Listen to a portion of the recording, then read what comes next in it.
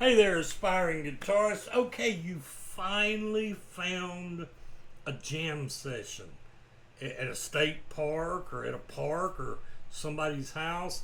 And one of the jam sessions that I think can help beginner guitarists and those coming back to guitar, retired guitarists, is bluegrass. Bluegrass is truly American music, and very often there'll be many three-chord songs.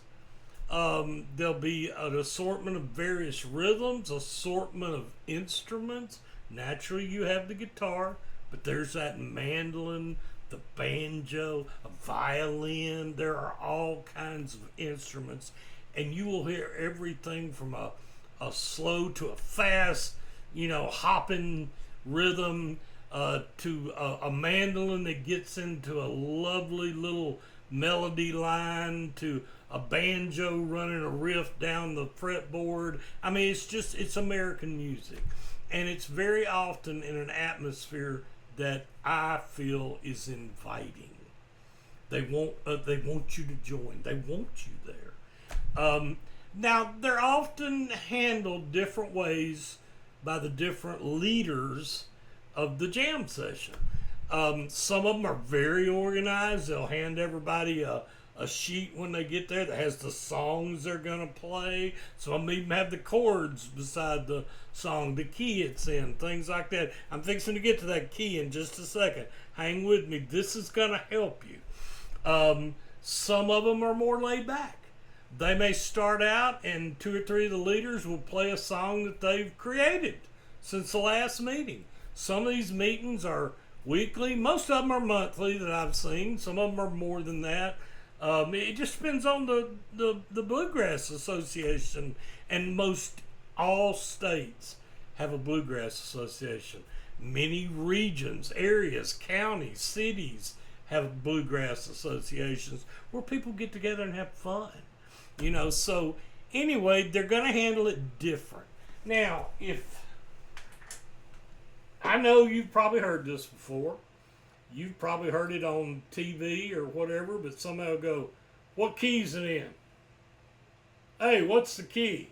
What's the chords? What key is it in? Any deviations of the chord? What key is it in?" What key is it in is so vitally important to you being able to join in and have fun. So you'll hear back, "It's in the key of G." And then most people that already know this will go, "Okay, probably G, C, and D. Might be a this in there, but probably G, C, and D. Let's see where it goes. At least I got the chord to start off with.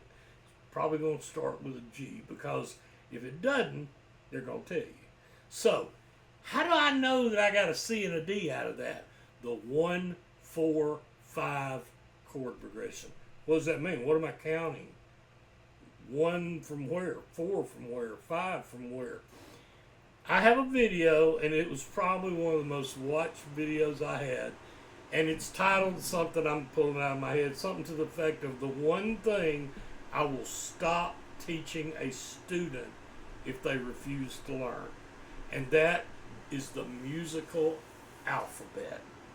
A, B, C, D, E, F, G, repeat. A, B, C, D, E, F, G, A, B, C, D, E, F, G, A, B, C, D, E, F, G, backwards, forward, A, B, C, D, E, F, G, A, B, C, D, E, F, G, 7 notes, 7 notes, do, re, mi, fa, sol, la, ti, do, and then you get an 8th note by going back the repeat. There's only 12 notes in Western music, and in that musical alphabet of A to G, there is sharps and flats, and that's a whole nother road that I hope you learn. It'll enhance your theory some more. But okay, so somebody tells you, "I'm in the key of G." Well, if you do the counting, you'll find out you're most likely going to get a G, then you're going to get a C, then you're going to get a D. Now, the order in which you get that, how many measures they're strummed or bars they're strummed for, will come from the song itself.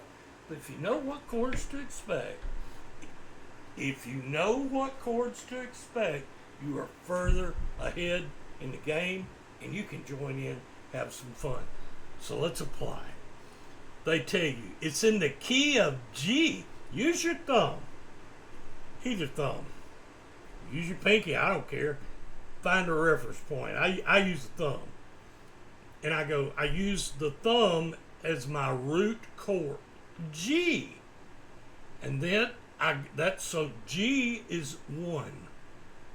1. A is 2. B is 3. C is 4. And D is 5. 1, 4, 5. G, A, B, C, D. 1, 2, 3, 4, 5. What if they had said it was in the key of C? C, 1, D, 2, E, 3, F, 4, G, 5. C, F, G. I'm that far ahead of the game. If it's in that key, I know I'm going to get a C, F, and a G. Yeah, but part of the fun is watching the lead person when they change to the next chord. Is the next chord the F, or is the G, or it's the G, or it's the F? But you've limited it down to 3, and you've already played the key note.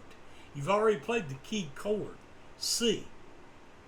Just look out for when that F and G has come. Pretty soon you'll get to where you don't even have to look out. You can hear, you'll feel.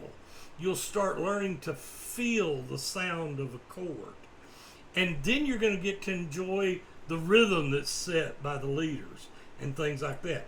It is a 1, 4, 5 chord progression. There are other ones. There's a 1, 6, 5. There's a this, that. There's many times a 1, 4, 5 will have a 7th chord thrown in after that. So, I mean, there's variations, but it's a starting point to have fun and to learn and to not feel so intimidated and lost. Let me tell you something. A good bluegrass jam session is inviting. They want you to play. They'll help you learn things. I mean, some are better than others, but y'all have heard me say this so many times.